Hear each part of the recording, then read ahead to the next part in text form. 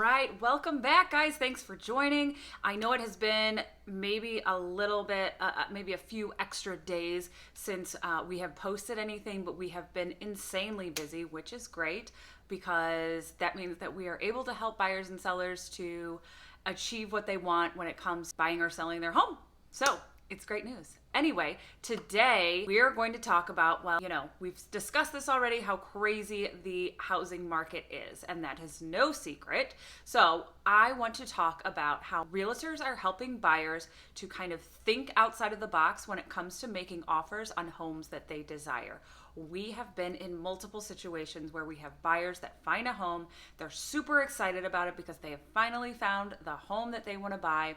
And then the next day or even that day, we are hearing from the listing agent, highest and best by 12 o'clock or highest and best by 5 o'clock. That means there are multiple offers in the situation. So when it comes to those situations, an escalation clause is something that can really strengthen your position by offering to pay higher than the current highest offer if no one offers their price.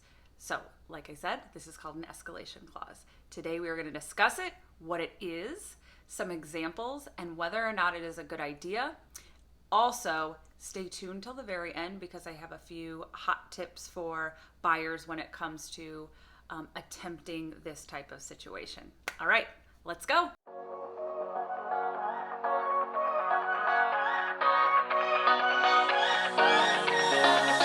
All right, first and foremost, let us talk about what an escalation clause actually is. Now, the way this market has been, it has been just crazy. Of course, it's a crazy seller's market, but it has come up a couple of times with not only our listings, but with our buyers as well. So an escalation clause is basically a provision in the contract that says if there are multiple offers on something and one person makes an offer higher than the current asking price, they will pay more.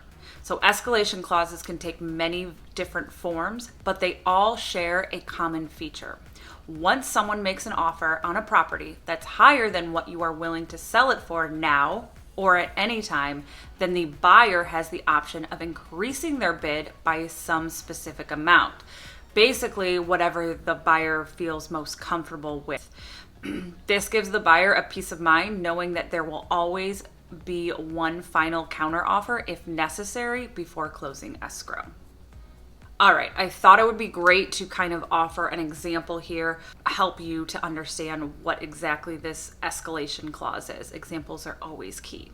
So here's an example.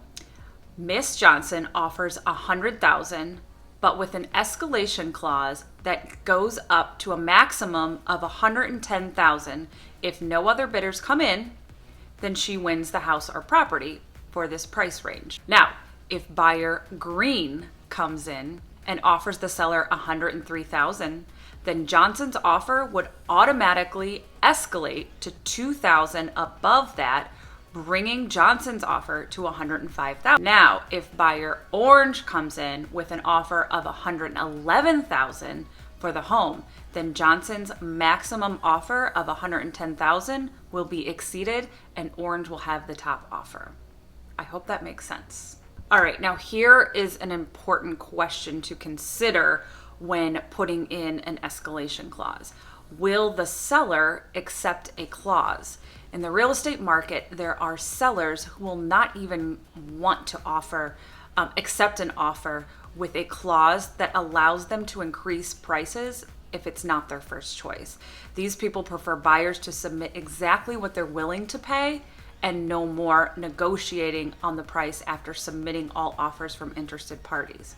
Now, sometimes sellers prefer this method because it really motivates buyers to outbid one another on the first try. It also streamlines contract paperwork and decision-making processes for all parties involved in the sale transaction from start to finish. I guess if you could think about it from a seller's perspective, they might think, well, okay, you're going to put in an offer of $100,000, but an escalation clause with $2,000 over asking for up to $105,000.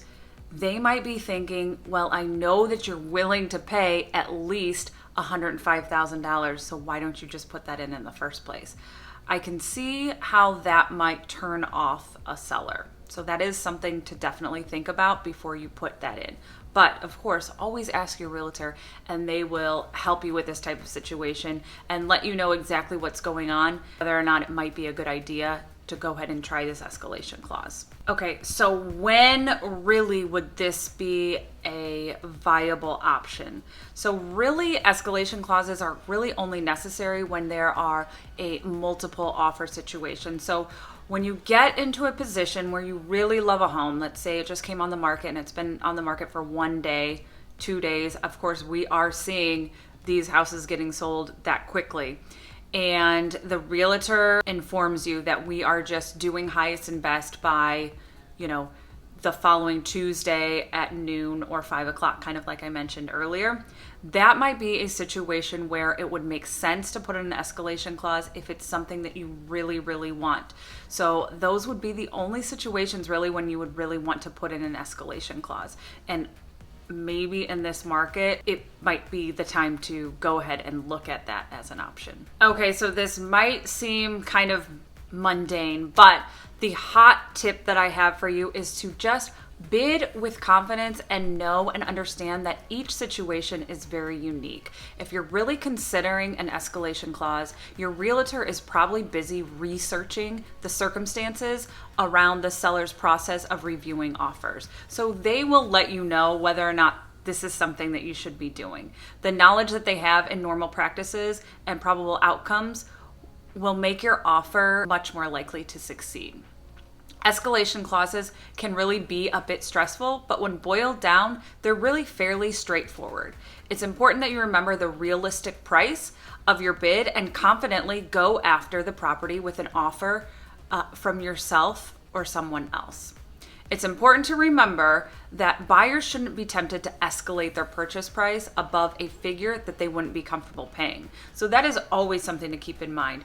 If you are not comfortable paying a certain amount over what you are putting in your escalation clause, then don't do it, of course. You know your situation, you know what you can handle. I know that right now this market is crazy, and really this could be a time when you might need to be a little bit more aggressive. And if you're pursuing whatever homes that are on the market is necessary to win them, you might need to go in with a kind of more of a competitive attitude, I can tell you from experience. But know that eventually something else will come up for you. And if it doesn't, then make sure that you do what you can do to get the property that you want. Make sure that you enlist in help from your realtor to help you navigate through all of these types of situations. Okay, thanks for listening. I hope that you kind of understand what an escalation clause is. And if you are currently someone that is looking for a home, or you know someone that is, maybe mention it to them or share this with them so that they know that this is an option that they can bring up to their realtor when you're making bids on homes, especially in this market today. All right, thank you as always for joining, and make sure that you smash that subscribe button. Share this with anyone else who might be interested in navigating their way through this crazy market.